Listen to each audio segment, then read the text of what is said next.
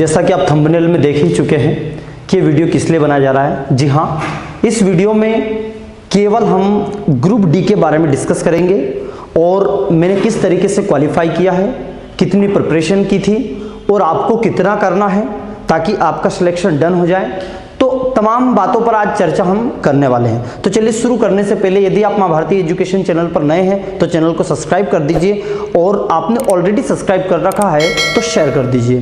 तो शुरू करने से पहले चलिए अब देख लेते हैं हम सबसे पहले हम कट ऑफ को देखेंगे। सबसे पहले हम आरआरबी की कट ऑफ को देखेंगे। तो कट ऑफ के लिए आप www.rrb.nic.in की साइट पर जा सकते हैं और पिछली 2018 की कट ऑफ को आप देख सकते हैं। पूरी कट ऑफ देखने के बाद अब मैं आपको भोपाल जोन की कट ऑफ पर लेके चलता हूं। जिस जोन से मैंने क्वालिफाई किया था आपको उस जोन पर लेकर चलता हूं। तो चलिए आप आ चुके हैं, हम मतलब उस जोन पर यानी कि भोपाल जोन पर आ चुके हैं। और भोपाल जोन की बात करें तो सभी जोन का ओवरऑल लगभग थोड़ा बहुत अंतर आया है कट ऑफ में, बाकी सेम रहा है। ठीक है, दो चार नंबर अंतर आगे पीछे हुआ है। तो सबसे पहले हम बात करते हैं तो देख लेते हैं जनरल का कट ऑफ। तो जनरल का कट ऑफ 2018 में ग्रुप डी का 75.03 रहा, यानी कि 75 नंबर रहा। ये रहा नॉर्मलाइजेशन नंबर आफ्टर रा मार्क के बाद। ये रा मार्क और नॉर्मलाइजेशन क्या होता है हम इसकी भी चर्चा करेंगे। पहले आप कट ऑफ को देख लीजिए, ये नॉर्मलाइजेशन के बाद का रेशो है। दूसरा है ओबीसी का कट ऑफ। ओबीसी का कट ऑफ गया है 70.75। थर्ड कट ऑफ रहा है एससी का है 63.51 and fourth cut off ST का 58.6 यानी कि 58.6। तो पहले क्या होता है ग्रुप डी का मैं पहले बता देता हूं, 3 चरणों में होती है। पहला चरण होता है आपका सीबीटी 1 यानी कि कंप्यूटर बेस्ड टेस्ट होता है। ठीक है, इसमें से जो नंबर आते हैं यानी कि 100 में से जो नंबर आए जैसे 75, 70, ये पहला सीबीटी 1 हो चुका। सेकंड जो होता है वो होता है फिजिकल, ठीक है, जिसमें 1000 मीटर रनिंग होती है।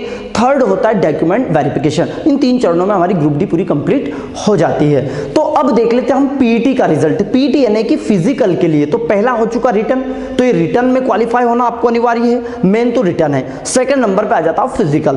तो पहले हम रिटन यानी कि फिजिकल के लिए कितना नंबर चाहिए आपको पीईटी के लिए, तो चलिए अब लेके चलता हूं मैं पीईटी 2018 के ऊपर। तो आपने ये रोल नंबर देखे ये मेरा रोल नंबर 152108573073 हमने नंबर डाल दिया। और यहां आप देखिए जूम करके बता देता हूं, ये मेरा रोल नंबर और ये रेड क्लिप दिखाई दे रही है आपको। ये रेड क्लिप में मेरा रोल नंबर ये जूम करके दिखाया है आपको। तो इसमें आप देख पा रहे हैं कि ये मेरा क्वालिफाई, ये श्योरिटी हो जाती है कि हाँ मैं क्वालिफाई हूं।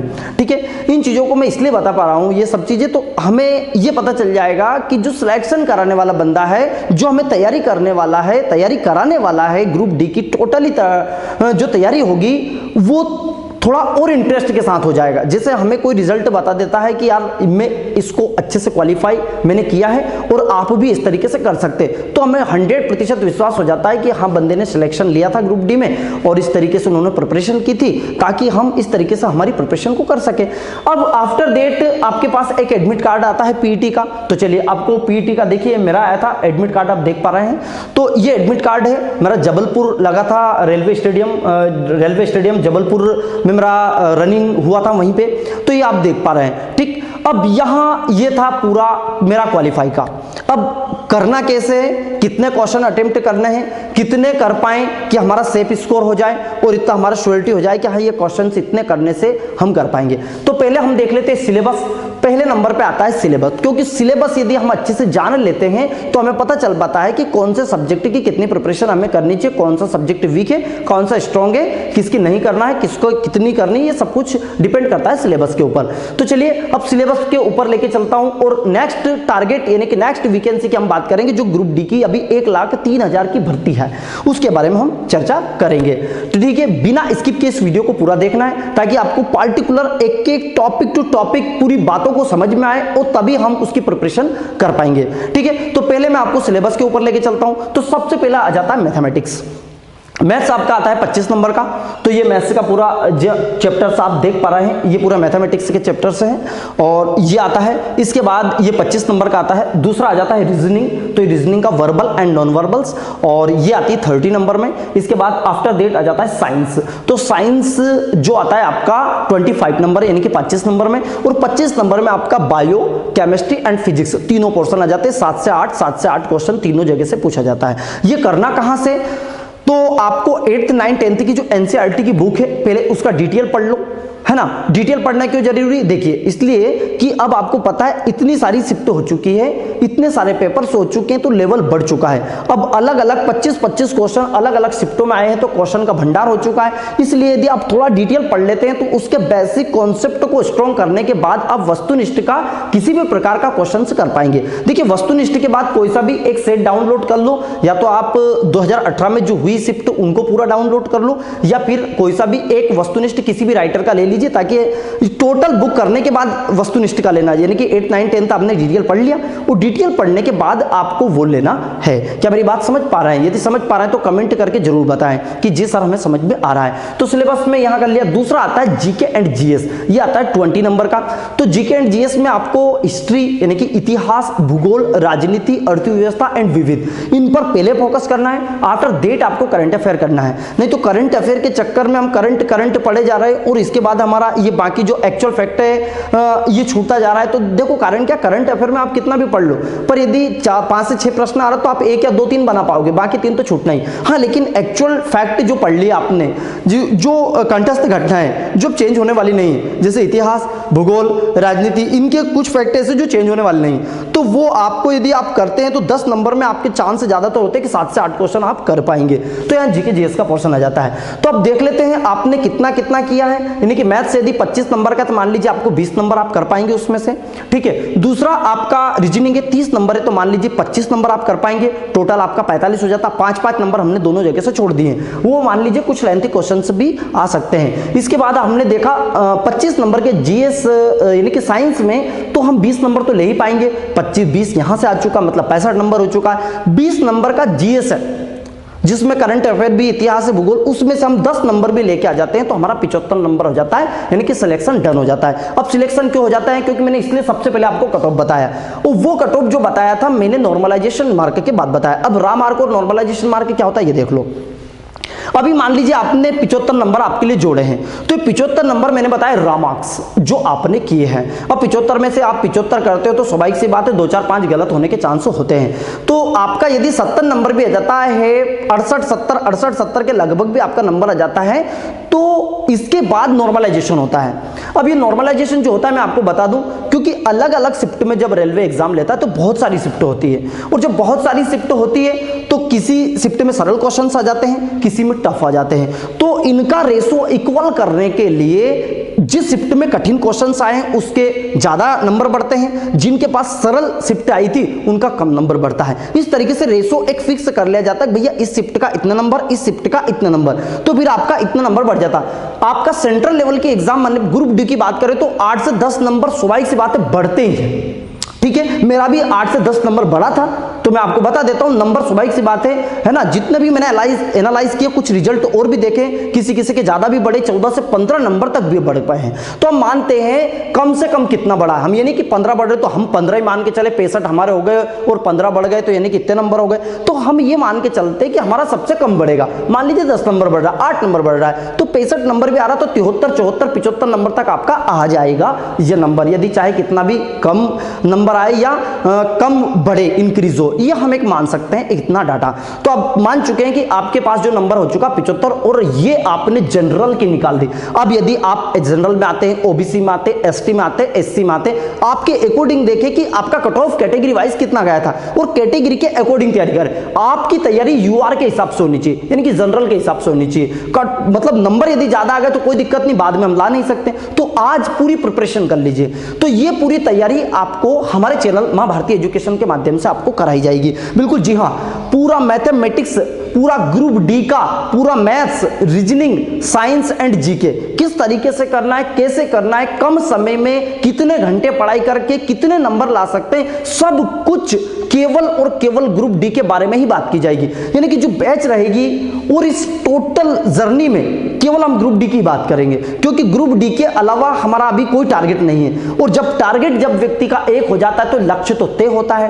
यानी कि जब लक्ष्य एक हो जाता है तो स्वाभाविक सी बात है सिलेक्शन 100% होता है। देखिए मैं मानता हूं कि जब हम 3-4 लक्ष्य हो जाते हैं, मतलब हमारे कैसे कि कभी मान लीजिए कि एमपी पुलिस का है तो एमपी पुलिस का भर दिया, दिल्ली पुलिस का है तो दिल्ली पुलिस का, सीजीएल का है तो सीजीएल का, तो सबके तैयारी करने के चक्कर में हम किसी की तैयारी के लायक नहीं बचते हैं। तो मैं चाहता हूं कि यदि आप ग्रुप डी की तैयारी कर रहे हैं तो केवल अभी ग्रुप डी को फोकस कर दें, ठीक है। क्योंकि ग्रुप डी से रिलेटेड यदि कोई सी वैकेंसी है तो उसका सिलेबस यदि सेम टू सेम मिल रहा है तो आप उसके साथ प्रिपरेशन कर सकते हैं। लेकिन सिलेबस एकदम यूनिक है तो फिर मजा नहीं आ पाएगा। तो इसके लिए आपको थोड़ा प्रैक्टिस सेट भी लेना है। आप प्रैक्टिस सेट नहीं ले पाएंगे तो मैं आपको बता देता हूं कि आरआरबी की जो साइट पर पूरे शिफ्ट डली हुई, उन शिफ्ट को डाउनलोड कर लीजिए या उनकी फोटोकॉपी निकाल लीजिए और उनको प्रैक्टिस को कीजिए। इससे क्या होगा कि आपको पता चल जाएगा कि आप कितने क्वेश्चंस कर पा रहे हैं और कितने क्वेश्चंस की और तैयारी आपको करनी है। जी हाँ, तो अभी ये चीजें हमने पूरी डिस्कस की है। अब मां भारती एजुकेशन चैनल के माध्यम से आपको किस तरीके से वीडियो प्रोवाइड होंगे, किस तरीके से आपको प्रिपरेशन करवाई जाएगी, मैं आपको पर्टिकुलर एक एक चीजों के बारे में टॉपिक टू टॉपिक आपको बताऊंगा। तो यहां पूरी जर्नी फिनिश होती किस तरीके से आपको तैयारी करनी है, क्या आपका सिलेबस रहेगा, मैंने किस तरीके से की, आपको कितने नंबर चाहिए, ये सब कुछ डिस्कस आपको इस अभी तक का हो चुका है। अब हम बात करेंगे आगे की जर्नी की, आगे इसको कैसे लेके जाएंगे, ठीक है। तो बस हमें आपका सपोर्ट चाहिए, जहां तक भी हो सके इस वीडियो को शेयर कर देना भाई। बस एक ही निवेदन करूंगा मैं, आप लाइक शेयर कमेंट में बिल्कुल कमी ना करें और हो सके जहां तक ग्रुप डी के कर रहे हैं, क्योंकि देखिए ग्रुप डी की तैयारी कर रहा है तो ग्रुप डी वाला इस वीडियो को देखेगा अच्छे से, बाकी को कोई मतलब नहीं। तो जहां जहां आपके मित्र है फ्रेंड सर्कल में उनसे पूछिए कौन ग्रुप डी की तैयारी कर रहा है, तो उनको ये वीडियो जरूर पहुंचाए। उससे क्या होगा, तुम जब साथ वाले एक साथ तैयारी करोगे तो माहौल बन जाता है, और जब माहौल बन जाता है तो सिलेक्शन के 100% चांस होते हैं, ठीक है। तो अब देखते हैं आपको किस तरीके से वीडियो मिलेगा। तो मैं आपको बता देता हूं, पहले नंबर पे आता है मैथमेटिक्स। तो मैथमेटिक्स के सभी टोटल चैप्टर्स जो अलग अलग शिफ्ट में क्वेश्चंस आए हैं, मैंने उनको एनालाइज के माध्यम से कौन से टॉपिक से कौन से चैप्टर से क्वेश्चन ज्यादा पूछे गए थे, उन चैप्टरों के पहले मैंने बेसिक बनाया है। आफ्टर दैट क्या किया है, अलग अलग शिफ्ट में तो जो क्वेश्चंस आए हैं उन क्वेश्चनों को एक साथ ले लिया है। जैसे मान लीजिए त्रिकोणमिति है तो त्रिकोणमिति के अलग अलग शिफ्ट में आए हुए question, first shift, second shift, third shift, अलग अलग तारीख वाइज उनको एक साथ कर लिया ताकि हमें पता चल जाए कि किस प्रकार का लेवल आ रहा है। तो पहले तो त्रिकोणमिति का बेसिक कर लिया, फिर उसका क्या कर लिया हमने सेकंड टास्क में क्या किया, सेकंड टास्क में हमने कर लिए उसके क्वेश्चन, या सेकंड टास्क आपकी कंप्लीट हो जाती है। इस प्रकार तीसरा वीडियो आपको किस प्रकार का मिलेगा, तीसरा अब पहले तो हमारी मतलब मैंने त्रिकोणमिति एक आपको एग्जांपल देके बताया, जैसे इस तरीके से त्रिकोणमिति, लाभ हानि, साधारण ब्याज, साधारण ब्याज, संख्या पद्धति, लाइक दैट सभी प्रकार के टॉपिक जो मैथमेटिक्स के हैं सभी टॉपिक को बेसिक क्लियर किया।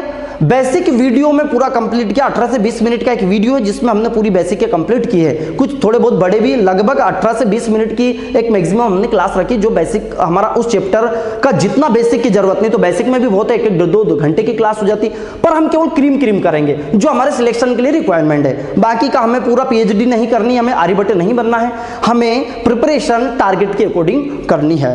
तो मित्रों सबसे पहले मैं आपको बताऊंगा कि किस तरीके से आपको मैथमेटिक्स करना है। तो बेसिक की एक पूरी वीडियो हो चुकी। दूसरे नंबर पे क्या किया, मैंने बताया कि पूरा क्वेश्चंस ले लिए उसके। थर्ड टास्क हमारी क्या रहेगी, थर्ड टास्क में हमारा रहेगा कि टोटल एक शिफ्ट के 25 क्वेश्चन एक साथ, यानी कि 15/10/2018 की यदि मैं शिफ्ट लेता हूं तो जिस पूरे गणित के सवाल कौन कौन से चैप्टर से आए हैं, कौन कौन से टॉपिक हैं, उनको एक साथ लिया और हल किया। हल कैसे कैसे किया, शॉर्ट मेथड्स के द्वारा भी, ऑप्शन के मेथड्स के द्वारा भी, इमेजिन के द्वारा भी, थॉट प्रोसेस के माध्यम से, लॉन्ग, जैसा हो सके। यानी कि केवल एक ही बात का ध्यान रखा है कि 90 मिनट में 100 क्वेश्चन करना है, तो कैसे भी क्वेश्चन को कम समय में कैसे किया जाए उन तमाम बातों पर चर्चाएं की है। ऐसा नहीं कि केवल क्वेश्चन ले लिया और उसको सॉल्व करे जा रहे हैं, तो किसी काम का ही नहीं है वो, तो है ना, क्योंकि वहां टाइम हमारा बच ही नहीं पाना, उस क्वेश्चन को सॉल्व नहीं कर पाएंगे। तो पहली रिक्वायरमेंट तो हमारी टाइम मैनेजमेंट की होती है, हमने उसमें टाइम का ध्यान रखा है। कौन कौन सी मेथड्स से हम कर सकते हैं, जल्दी कर सकते हैं, उन सब मेथड्स के बारे में हमने चर्चाएं की। और ऐसी कोई सी ट्रिक नहीं बताई जिनको ज्यादा टाइम तक आपको याद करना पड़े, ऐसी कोई सी ट्रिक नहीं बनाई हमने, बेसिक को ही ट्रिक बनाया है। कम समय में कैसे करना है ये सब चीजें आपको प्रत्येक वीडियो में बताया जाएगा। बस आपका सपोर्ट चाहिए, कंटिन्यूटी हमारे साथ बनाए रखे, 100% समर्पण दीजिए और 100% समर्पण लीजिए। इसके बाद देखते हैं कि सिलेक्शन डन आपका होता है। तो यहां पूरा मैंने इस तरीके से मैथ्स का बताया, इसी तरीके से आपका रीजनिंग का भी रहेगा। रीजनिंग के भी जिन जिन टॉपिक्स, अब रीजनिंग में तो बहुत सारे टॉपिक्स हैं, अब उन टॉपिक में भी कौन कौन से टॉपिक से ज्यादा क्वेश्चंस आए हैं उन टॉपिक को पहले किया है और उनका बेसिक किया है और फिर उसी तरीके से पूरी शिफ्ट के पूरे क्वेश्चंस को किया है। मैं तो रीजनिंग का सेम कंटेंट हो चुका है, इसी तरीके से फिर जीएस का करेंगे हम भैया, फिर इसी तरीके से GS, GK, GS, total science और जीएस दोनों एक साथ हो जाएगा, जिसके हम मल्टीपल क्वेश्चंस लेंगे। वस्तुनिष्ठ यानी कि उसके 4 क्वेश्चंस लिए कि फिजिक्स का ऐसा क्वेश्चन आ रहा है, केमिस्ट्री का ऐसा आ रहा है, तो फिजिक्स एक साथ हो चुका, केमिस्ट्री एक साथ हो चुका, बायो के क्वेश्चन से एक साथ हो चुके। उससे क्या होगा कि हमें पता चल जाएगा फिजिक्स का ऐसा क्वेश्चन आ रहा है और उसके 4 वस्तुनिष्ठ का कुछ डिस्क्रिप्टिव कुछ विवरण भी देंगे, तो साथ में 4 ऑप्शन भी आपके कंप्लीट हो गए और 4 ऑप्शन में से जज कैसे करना ये भी हम बताएंगे। ओके, तो यहां इस तरीके से हमारी एक पूरी स्ट्रेटेजी, पूरी कंप्लीट रणनीति तैयार हो जाती है और इस तरीके से हम ग्रुप डी को क्वालिफाई कर पाएंगे। जय हिंद। यदि मित्रों ये चीजें आपको बहुत अच्छे से समझ में आई है और ताकि हम इस तरीके से पूरी चीजें कर पाएंगे, आपको विश्वास है कि हाँ ये हम सब कुछ कर पाएंगे सर के माध्यम से, तो मित्रों मैं आपको बता देता हूं, मैंने ये वीडियो और इसलिए बनाया है और ये मेरा रिजल्ट इसलिए शेयर किया ताकि आपको विश्वास हो जाए कि सर ने ये एग्जाम निकाली है तो ये मैंने स्व प्रमाणित के लिए निकाली है, क्योंकि स्व प्रमाणित होना जरूरी है। देखिए मैं आपको बता देता हूं, एक पढ़ना एक अलग बात है और पढ़ाना एक अलग बात है, और पढ़ाने के साथ यदि टारगेट आपका है तो एक अलग बात है। नहीं तो पढ़ाते सभी है, पढ़ा रहे हैं सभी है, आपका प्रॉफिट यदि लॉस का एक चैप्टर यदि ढूंढते हो तो यूट्यूब पे लाइनें लग जाती है, पर टारगेट के अकॉर्डिंग बात करते हैं हम। केवल ग्रुप डी की ही बात करेंगे कि ग्रुप डी को कैसे क्वालिफाई करना है, केवल टारगेट ही ग्रुप डी है और पूरी बैच का नाम टारगेट ग्रुप डी रखा है, ताकि आपका बार बार जब उस वीडियो को देखे तो बार बार आपको याद आए कि मैं ग्रुप डी की ही तैयारी कर रहा हूं, ग्रुप डी की ही प्रिपरेशन कर रहा हूं और मुझे इतने नंबर लाने हैं ताकि इतने में मेरा सिलेक्शन हो जाए। मेरी बात आप समझ पा रहे हैं? बस इसी के साथ बस आपसे एक ही निवेदन करूंगा, इस वीडियो को शेयर कीजिए, जहां तक हो सके सब्सक्राइब कीजिए, और यदि आपने सब्सक्राइब कर रखा है तो भाई इसको शेयर करने में बिल्कुल भी देरी ना करें, क्योंकि तमाम बंदों तक ये वीडियो आप तक पहुंचना चाहिए। जय हिंद, जय मां भारती।